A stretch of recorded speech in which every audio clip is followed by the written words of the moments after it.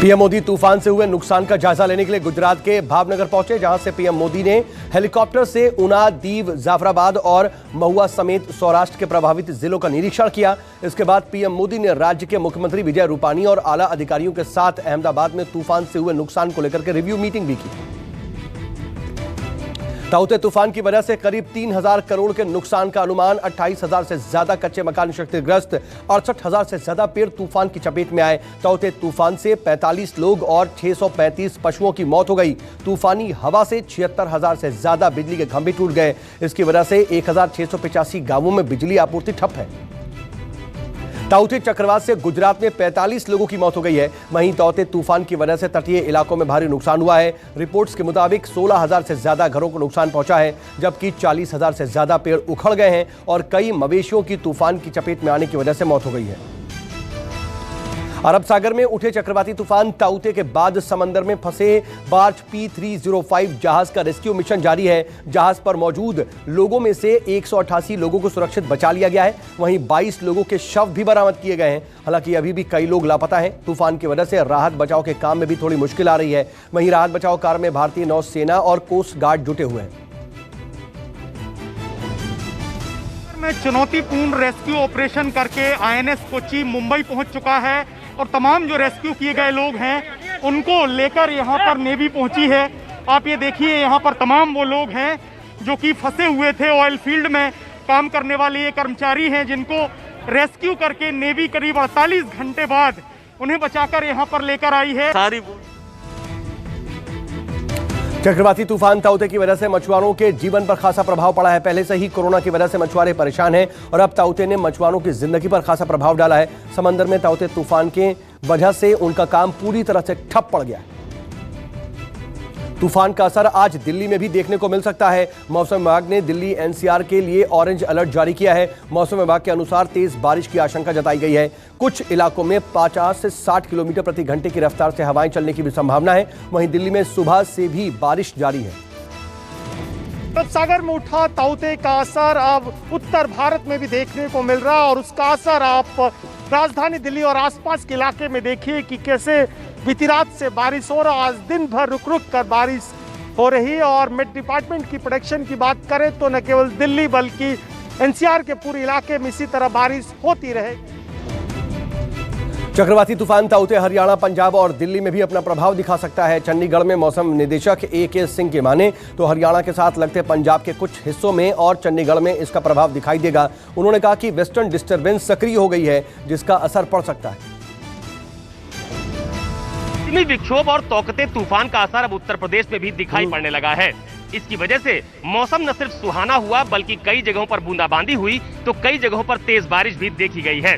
मौसम विभाग ने इस बात का दावा किया है कि तौकते तूफान का असर महाराष्ट्र और गुजरात की तरह तो नहीं होगा, लेकिन उत्तर प्रदेश में खासतौर पर पश्चिमी उत्तर प्रदेश के जिलों में तेज बारिश और ओले गिरने की आशंका भी जताई गई है।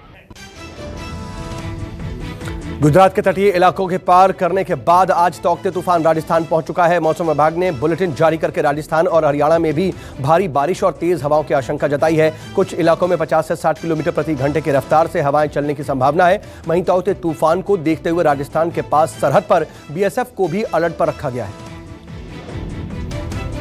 सिंगापुर ने दिल्ली के मुख्यमंत्री अरविंद केजरीवाल के उस दावे को खारिज कर दिया जिसमें उन्होंने कहा था कि सिंगापुर में पाया गया कोरोना वायरस का नया स्ट्रेन भारत में संक्रमण की तीसरी लहर ला सकता है। सिंगापुर ने कहा कि B16172 वेरिएंट हाल ही में आए कोरोना के कई मामलों में पाया गया है और यह भारत में ही सबसे पहले मिला था।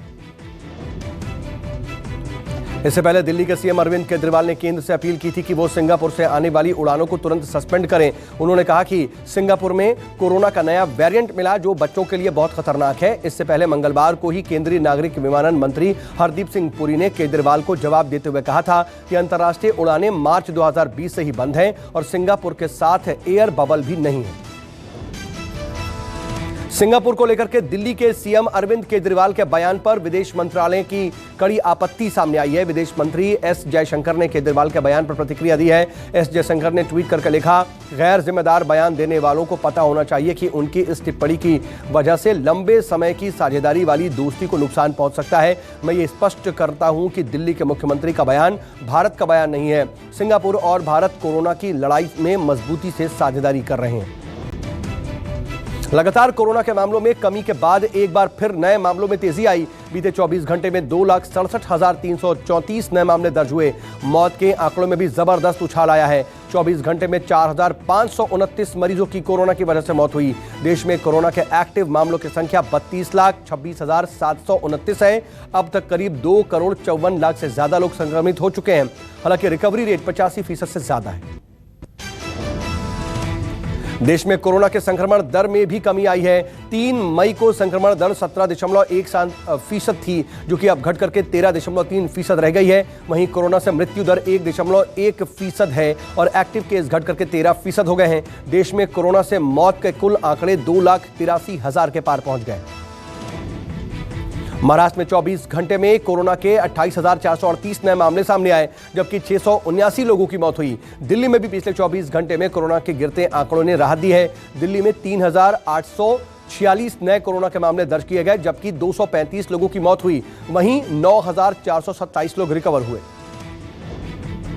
नेता प्रतिपक्ष तेजस्वी यादव ने पटना में पोलो रोड स्थित अपने सरकारी आवास में कोविड केयर सेंटर तैयार करवाया है। इस कोविड सेंटर में बेड, ऑक्सीजन, दवाओं सहित तमाम सुविधाओं की व्यवस्था निःशुल्क की गई है। तेजस्वी यादव ने एक चिट्ठी लिख करके राज्य सरकार से इसे टेक ओवर करने का अनुरोध किया।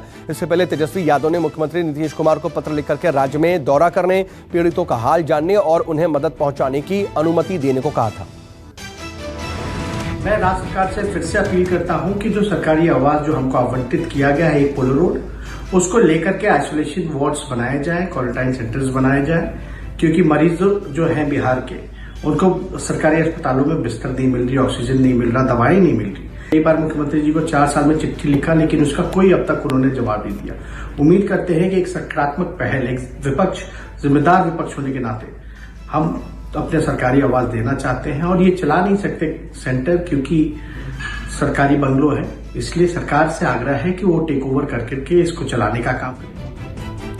जम्मू में शहरों के बाद अब गांव कस्बों में भी कोरोना ने रफ्तार पकड़ ली है। ऐसे में जम्मू के हालात को देखते हुए पूर्व फौजियों ने जम्मू के गांवों में मोर्चा संभाल लिया है। जम्मू से करीब 50 किलोमीटर दूर बॉर्डर से सटे गांव परगवाल में पूर्व फौजी घर घर जाकर के गांव वालों का टेम्परेचर और ऑक्सीजन लेवल चेक कर रहे हैं। उन्हें मास्क दिया जा रहा है और कोरोना से बचने के उपाय भी बताए जा रहे हैं। कोरोना के बढ़ते मामलों को देखते हुए ओडिशा में लॉकडाउन बढ़ा दिया गया है। ओडिशा में आज से 14 दिन का फुल लॉकडाउन लागू रहेगा। ओडिशा में 19 मई से 1 जून सुबह 5 बजे तक लॉकडाउन रहेगा। इसके अलावा वीकेंड पर यानी शुक्रवार शाम 6 बजे से सोमवार सुबह 7 बजे तक सब कुछ पूरी तरह से बंद रहेगा। ओडिशा में इससे पहले 5 मई से 19 मई तक के लिए 14 दिनों का लॉकडाउन लगाया गया था। सरकार ने बच्चों पर कोवैक्सीन के ट्रायल को मंजूरी दे दी है। डीसीजीआई ने 2 से 18 साल के बच्चों पर कोवैक्सीन के दूसरे और तीसरे फेज के क्लिनिकल ट्रायल की मंजूरी दी है। वैक्सीन का ट्रायल अगले 10 से 12 दिन में शुरू हो जाएगा। इसके अलावा डीआरडीओ की डेवलप की गई एंटी कोविड ड्रग 2DG को भी इमरजेंसी यूज का अप्रूवल मिल गया है। सब्जेक्ट एक्सपर्ट्स कमेटी ने एम्स दिल्ली, एम्स पटना और Meditrina institute of medical sciences Nagpur में 525 बच्चों पर ट्रायल पर सहमति दी है। राजस्थान सरकार ने ब्लैक फंगस बीमारी को राज्य में महामारी घोषित कर दिया है। राजस्थान महामारी अधिनियम 2020 के तहत ब्लैक फंगस को महामारी घोषित किया गया है। बता दें कि कोरोना के बाद राजस्थान में बढ़ रहे ब्लैक फंगस के मामले को देखते हुए राज्य सरकार ने यह ऐलान किया है। स्वास्थ्य विभाग के प्रमुख शासन सचिव अखिल अरोरा ने यह आदेश जारी किए। ब्लैक फंगस के सामने आ रहे मामलों पर हरियाणा के स्वास्थ्य मंत्री अनिल विज ने कहा है कि तमाम मेडिकल कॉलेजों में 20-20 बेड के वार्ड तैयार किए गए हैं। साथ ही तमाम सीएमओ को इससे जुड़े हुए निर्देश दे दिए गए हैं। बता दें कि हरियाणा में अब तक 115 ब्लैक फंगस के मामले सामने आ चुके हैं। महाराष्ट्र के गांवों में बढ़ रहे कोरोना संक्रमण का खौफ दिखने लगा है। डर के मारे लोग गांव छोड़कर के खेतों की तरफ रुख कर रहे हैं। मध्य प्रदेश में ये स्थिति देखने को मिल रही है और भोपाल के मिसरोद क्षेत्र के गांवों में लोगों ने घरों से निकलकर के खेतों में अपना बसेरा बना लिया है। कोरोना की तीसरी लहर से निपटने के लिए दिल्ली के केजरीवाल ने तैयार किया है। केजरीवाल सरकार ने प्लान तैयार किया है। सीएम केजरीवाल ने ट्वीट किया, अगर कोरोना की तीसरी लहर आती है तो उससे लड़ने के लिए हमें पहले से तैयार रहना होगा। आज अधिकारियों के साथ बैठक में कुछ महत्वपूर्ण निर्णय लिए गए। तीसरी लहर से बच्चों को बचाने के लिए बनाएंगे विशेष टास्क फोर्स। पर्याप्त बेड, ऑक्सीजन और जरूरी दवाओं का पहले से ही बेहतर प्रबंधन किया जाएगा। टूल किट मामले में बीजेपी और कांग्रेस के बीच शुरू हुआ सियासी दंगल। संबित पात्रा ने कांग्रेस पर फिर बोला तीखा हमला, कहा कोरोना काल में राजनीतिक लाभ लेने और प्रधानमंत्री नरेंद्र मोदी की छवि खराब करने की तैयारी में थी कांग्रेस। संबित पात्रा ने कहा कि टूल किट सौम्या वर्मा ने तैयार किया। संबित पात्रा ने दावा किया कि सौम्या कांग्रेस सांसद एमवी राजीव गौड़ा के ऑफिस में काम करती हैं।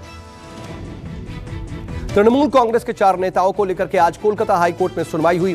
कोलकाता हाईकोर्ट सीबीआई के आवेदन पर सुनवाई करने के बाद फैसला सुना सकता है। सीबीआई ने नारदा केस को राज्य से बाहर ट्रांसफर करने का फैसला सुनाया था। नारदा स्टिंग मामले में सीबीआई ने कल 2 टीएमसी मंत्रियों समेत बंगाल के 4 नेताओं को गिरफ्तार किया था, जिसके बाद कोर्ट ने कल इनकी जमानत याचिका को भी खारिज कर दिया था।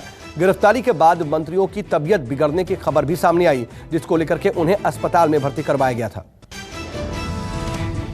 पटना के रहने वाले पिता पुत्री ने बनाया देश का अनोखा मेडी रोबोट। ये रोबोट मरीज को ऑक्सीजन दवा खाना देने के साथ मेडिकल जांच भी करता है। पटना की आकांक्षा बीआईटी इंजीनियरिंग की छात्र हैं और उन्होंने अपने पिता की मदद से डॉक्टर और स्वास्थ्य कर्मी को कोविड-19 की महामारी से बचाने की मुहिम में मेडी रोबोट तैयार किया है। ये रोबोट किसी भी संक्रमित मरीज की बेसिक मेडिकल जांच प्रामाणिकता के साथ दूर से साथ ही साथ रियल टाइम डाटा और डेटाबेस के साथ जांच करने में सक्षम है।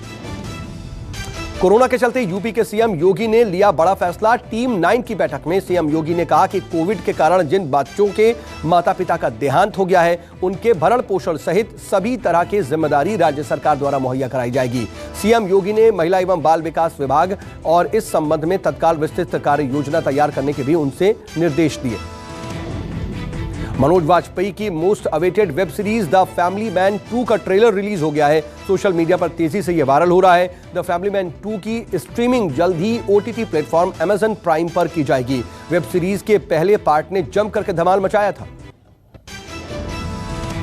शिल्पा शेट्टी करीब 20 साल बाद तेलुगु सिनेमा में करेंगी वापसी। महेश बाबू की नई फिल्म में आ सकती है नजर। त्रिविक्रम श्रीनिवास के निर्देशन में बन रही इस फिल्म में वे महेश बाबू की आंटी के रोल में दिख सकती हैं। हालांकि अभी तक इसकी आधिकारिक पुष्टि नहीं हुई है। ब्रिटिश कोर्ट ने माल्या के खिलाफ फैसला दिया है। फैसले से सीबीआई सहित कर्ज देने वाले 13 बैंकों को मिलेगी राहत। लंदन की हाई कोर्ट ने भारत में माल्या की संपत्ति पर लगाया गया सिक्योरिटी कवर हटा दिया है। इससे बैंक के लिए अपना पैसा वसूलने का रास्ता साफ हो गया। रूस चीन के बाद अब अमेरिका ने भी हाइपरसोनिक मिसाइल बनाने में सफलता हासिल कर ली है। अमेरिका की ये मिसाइल आवाज की 17 गुना ज्यादा रफ्तार से दुश्मन देश में तबाही मचाने में सक्षम है। रडार की पकड़ में ना आने वाली नई हाइपरसोनिक मिसाइल की मारक क्षमता 2700 किलोमीटर है। इस मिसाइल के साथ ही अमेरिका अब रूस और चीन पर दूर से ही हमला करने में सक्षम हो गया है। कैलिफोर्निया में बस पर गोलीबारी, हमले में 2 महिलाओं की मौत, 5 लोग गंभीर रूप से घायल। बस सैन फ्रांसिस्को से ऑकलैंड लौट रही थी। ईस्ट बे टाइम्स की खबर के मुताबिक बस में सवार यात्री एक महिला का 21वां जन्मदिन मना रहे थे और इंटरस्टेट 580 पर देर रात करीब 12:20 पर बस पर हमला किया गया। बस सैन फ्रांसिस्को से ऑकलैंड लौट रही थी।